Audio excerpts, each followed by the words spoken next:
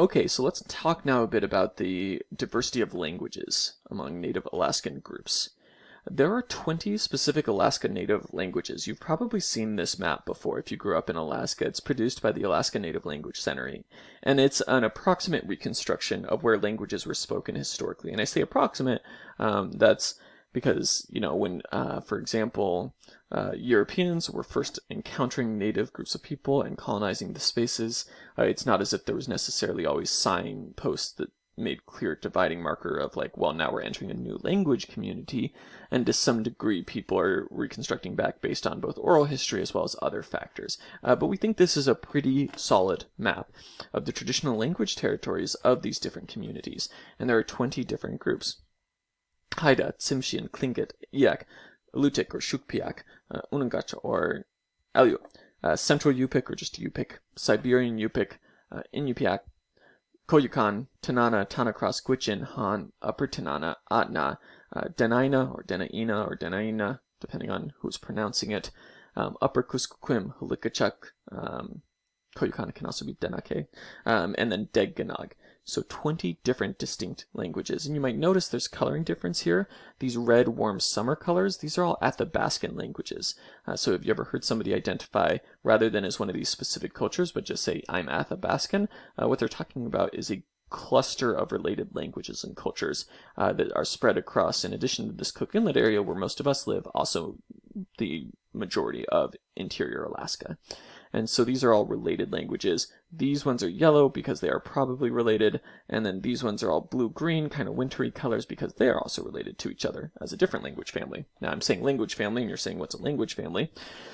Or maybe you already know, in which case fast forward over the next 2 minutes. But a language family is, and this is going to really shock you, a bunch of related languages, but it's typically languages that came from, we presume, a parent language, even if that parent language may or may not be around any longer. So the easiest way to explain this to people that speak European languages as their first language is to say, think of the Romance languages: Italian, French, Spanish, Portuguese, Roma, I'm missing one or two perhaps. You've probably noticed that they sound similar to each other, or if not sound similar to each other, at least look similar when you actually get into the language and notice that a lot of the words share common stems or common grammar. It doesn't mean that French is Italian, and it doesn't mean that Italian is Portuguese. They're distinct languages. They are, generally speaking, mutually unintelligible. Just because you know Italian doesn't mean you know Portuguese or French. However, there are enough bits and pieces in common that we can recognize that they share common roots. They're all Romance languages. They're not called that because they sound romantic, although some would argue that they do. They're called that because they come from the Roman Empire. They come from Latin, which was spoken across the Roman Empire, across all of these areas historically, and over time developed into all these child languages, such as Spanish, such as Catalan, such as French, such as Italian. And so the point I'm trying to make with that is that those are all a language family. They're descended from a parent language. And in Europe, you essentially have two language families. In Alaska, just in Alaska, the single state of Alaska, not an entire continent, but the single state of Alaska, you have 3 separate language families, and maybe 4, depending on how you think of it. So first of all, there's Inuit, Yupik, Unangash, or what sometimes traditionally was called Eskimo Aleut, and still oftentimes is called that by linguists. And you'll see that in your book. Obviously, that term is sort of falling out of favor, given that people are trying to shy away from this term, which is sometimes considered pejorative by some people or a slur. And then this term it's becoming more common for people to use Unangan or Unangash as kind of a label. So that's one of the reasons why people are kind of shifting over to this.